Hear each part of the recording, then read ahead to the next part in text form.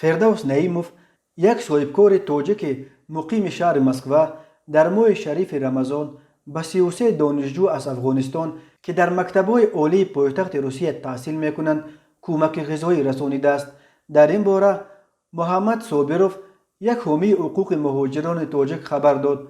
محمد صابروف نوشت که گروه دانشجویان از افغانستان چند وقت باز برای کمک به حامیان حقوق مراجعت کرده بودند.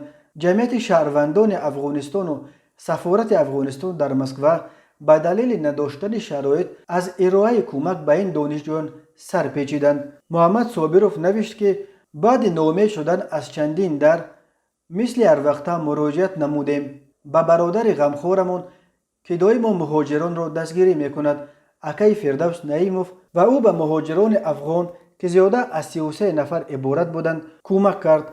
الله مهربان خیرشان را قبول کند و در ماه شریف رمضان دولتشان را از این دیده زیادتر گرداند و خداوند صف چنین برادرها را زیاد کند. فردوس نعیموف در شهر مسکو مؤثر و مدیر کل شرکت نقلیات روسموسترانس می باشد.